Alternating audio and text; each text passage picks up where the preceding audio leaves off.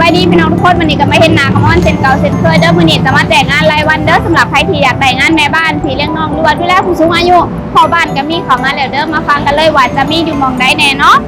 งานที่1เนี่ยจะเป็นงานแม่บ้านที่เลี้ยงน้องเงินเดือนเริ่มต้นอยู่ที่ 13,000 บาทถึง 14,000 บาทมองเฮ็ดงานที่แม่นอยู่กรุงเทพกีทามีนายจ้างอยู่4คนบ่มีสัตว์เลี้ยงเฮ็ดหน้าที่เบิ่งน้อง1คนอายุ11 ปีน้องใหญ่แล้วเนาะดูแลทุกอย่างเกี่ยวกับน้องและก็งานที่2มันจะเป็นงานแม่บ้านทั่วไปเงินเดือนเริ่มต้นอยู่ที่ 13,000 บาทมองเฮ็ดงานนี่แมนอยู่รามอินทรา34เนาะมีนายจ้างอยู่5คนมีหมา5ตัวขอคนที่หักหมาเพราะว่าต้องดูแลหมาเดือนนึงเพิ่นจะมีวันหยุดให้4วันค่ะวันหยุดแม่จะได้โอทีวันละ500เนาะและงานที่3จะเป็นงานแม่บ้านดูแลผู้สูงอายุเงินเดือนเริ่มต้นอยู่ที่ 13,000 บาทถึง 14,000 บาทมองเฮ็ดงานนี่แมนอยู่นวลจันทร์เนาะมีนายจ้าง3คนบ่มีสัตว์เลี้ยงอยู่นวลจันทร์เห็นหน้าที่ดูแลผู้สูงอายุเพิ่นยังซอยเหลือเจ้าของได้เนาะเฮาไปอยู่เป็นหมู่หน้าที่หลักก็คือทำงานบ้านและงานที่4จะเป็นงานแม่บ้านทั่วไปเงินเดือนเริ่มต้นที่ 12,000 บาทถึง 13,000 บาทบ่เฮ็ดงานนี่แม่นอยู่พัทยามีนายจ้างอยู่2คนบ่มีสัตว์เลี้ยงเนาะเห็นหน้าที่ทำงานบ้านซักผ้ารีดผ้าเพราะคนที่เคยมีประสบการณ์เป็นแม่บ้านมาก่อนเด้อและงานที่5จะเป็นงานแม่บ้านที่เลี้ยงน้องอันนี้เงินเดือนเริ่มต้นอยู่ที่ 15,000 บาทเนาะมองเฮ็ดงานแม่นอยู่สาทร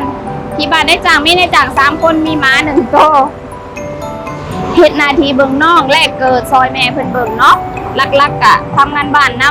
ำและงานที่6งานสุดท้ายนี่เป็นพ่อบ้านและแม่บ้านเนาะรับ2ตำแหน่งหม้องนี้อยู่พัทยานี่คือเป็นพ่อบ้านเนาะหน้าที่ก็คือล้างเรือเพราะคนที่ทนแดดทนฝนได้อยู่พัทยาเป็นพ่อบ้านเงินเดือนเริ่มต้นอยู่ที่ 12,000 บาทและก็แม่บ้านอยู่ประชาชื่นนี่ที่บ้านมีนายจ้าง3คนบ่มีสัตว์เลี้ยงเนาะเฮ็ดหน้าที่ทำความสะอาดบ้านทั่วไปซักผ้ารีดผ้ากินฟรีอยู่ฟรีกับนายจ้างถ้าบ่แล้วก็จะมีวันหยุด4วันถ้าบ่หยุดก็จะได้โอทีวันละ500